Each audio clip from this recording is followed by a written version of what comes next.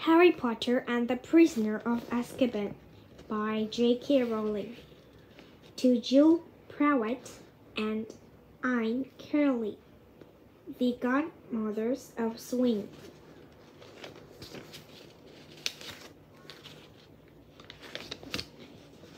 Chapter 1. All Posts. Harry Potter was a highly unusual boy in many ways. For one thing, he hated the summer holidays more than any other time of year. For another, he really wanted to do his homework, but was forced to do it in secret, in the dead of nights. And he also happened to be a wizard. It was nearly midnight, and he was lying on his stomach in bed, the blankets drawn right over his head like a tent, a flashlight in one hand, and a large leather-bound book.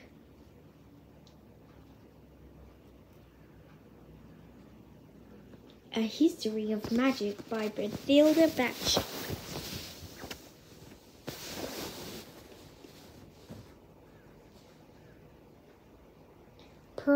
Propped open against the pillow, Harry moved the tip of the eagle feather quill down the page, frowning as he looked for something that would help him to write his essay, which, burning the 14th century, was completely pointless discuss.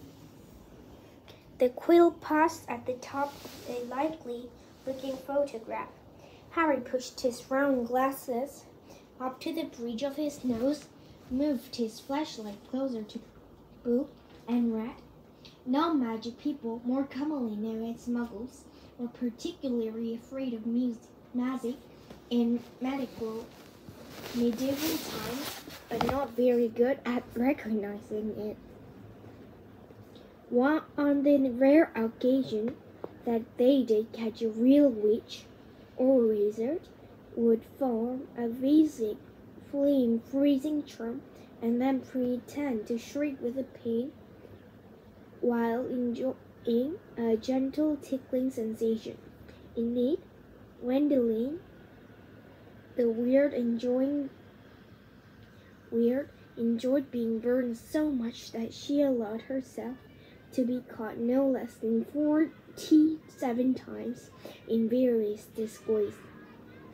Harry put his quill between his teeth and reached underneath his pillow for the ink bottle and a roll of parchment. Slowly and very carefully, he unscrewed the ink bottle, dipped his quill into it, and began to write, pausing every now and then to listen, because in any of Dudley heard the scratching of his quills on their way to the bathroom. He'd probably find himself locked in a cupboard under the stairs.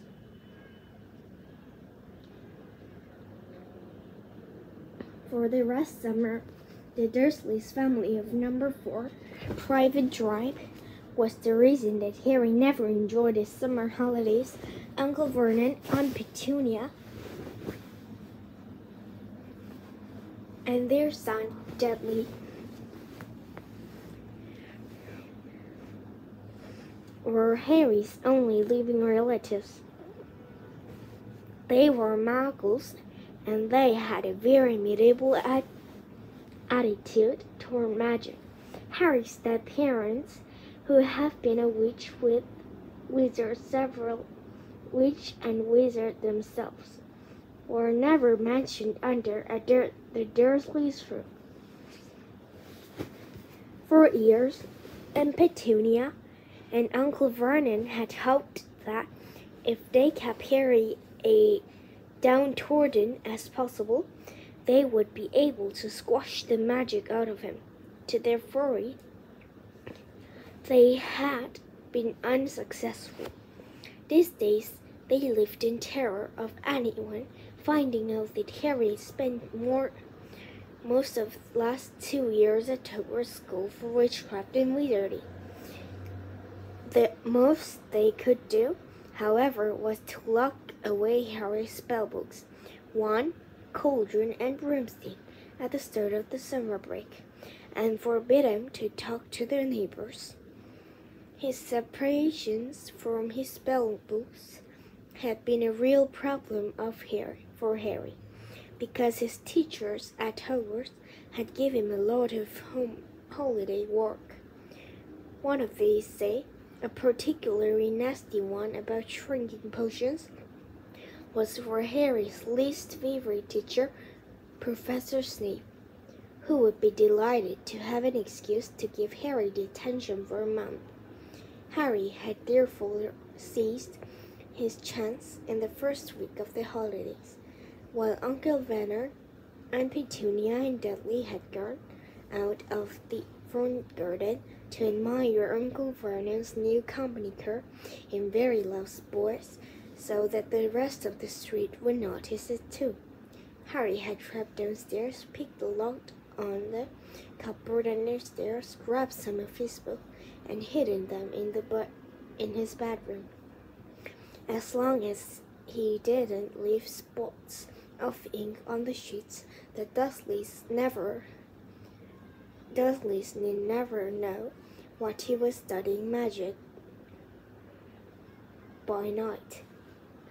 Harry was particularly keen to avoid trouble with Aunt and Uncle, as they were already in an especially bad mood with him, all because he'd received a telephone call from fellow wizard 1 week into the school vacation. Ronald Weasley, who was one of Harry's best friends at Hogwarts, came from a whole family of wizards. This meant that he knew a lot of things Harry didn't, but had never used a telephone before. Most unluckily, it had been Uncle Vernon who had answered the call. Vernon Dudley speaking. Harry, who happened to be in the back room at the time, frozen at he heard Ron's voice answer. Hello, hello, can you hear me? I want to talk to Harry Potter. Ron was yelling so loudly that Uncle Vernon jumped and held the receiver a foot away from his ear, starting at it with an expression of mingled fury and alarm. Who is this? He roared the direction of the mouthpiece. Who are you? Ron Weasley, Ron bellowed back, as though he and Uncle Vernon were speaking from opposite ends of a football field. I'm a friend of Harry's for school.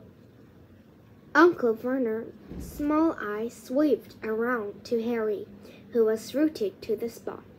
There is no Harry Potter here, he roared, now exploding the receiver's arm length.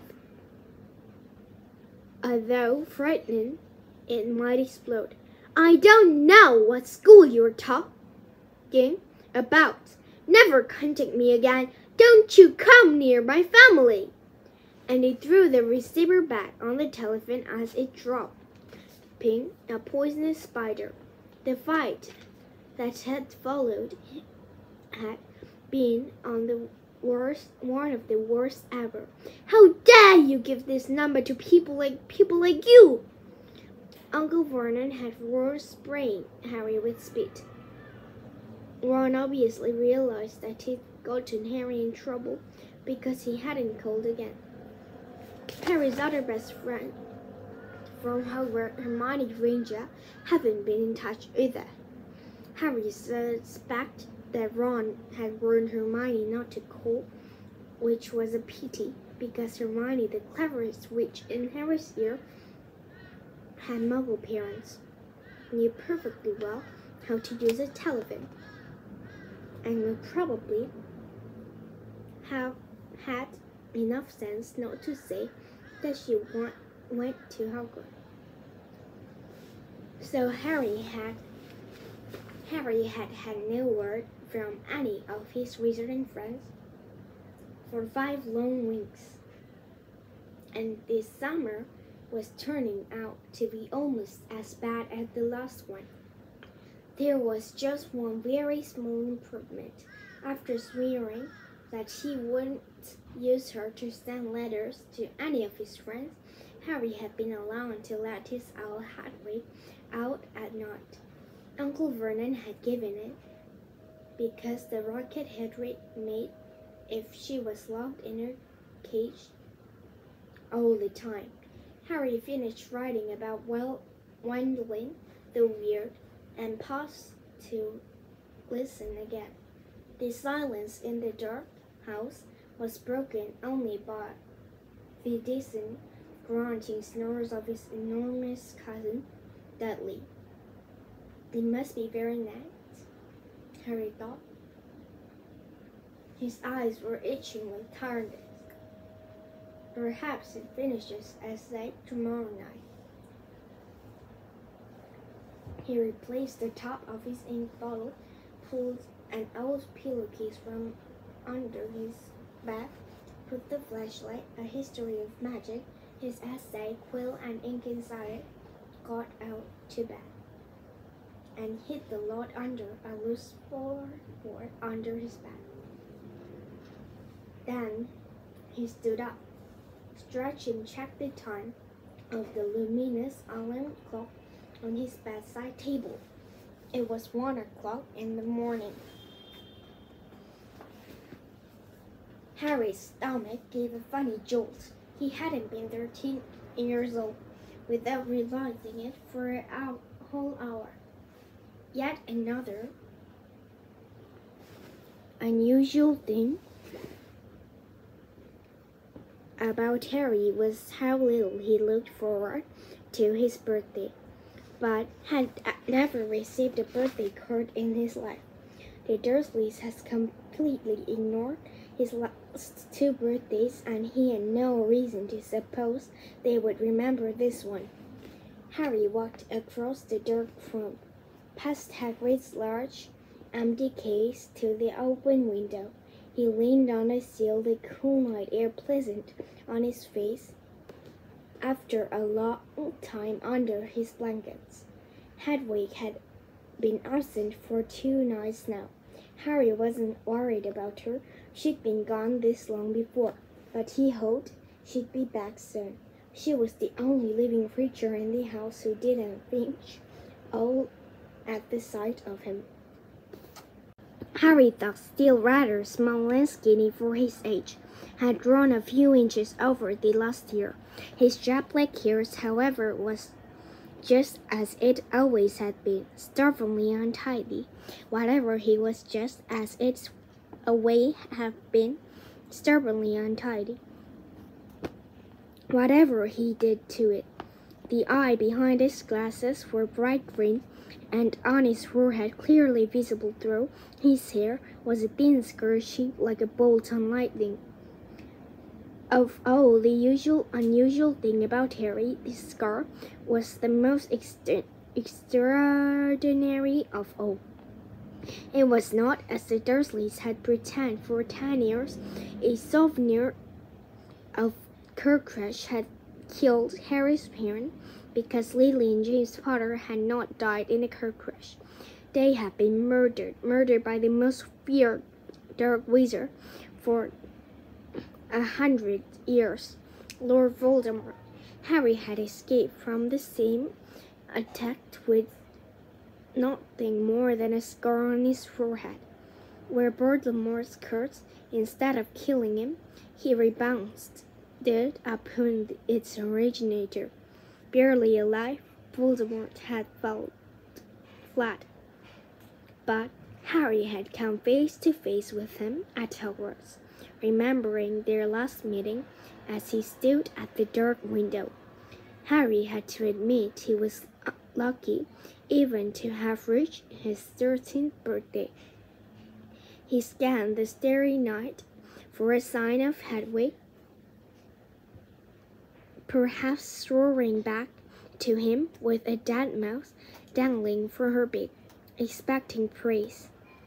Gazing absently over the rooftops, it was a few seconds before Harry realized what he was seeing.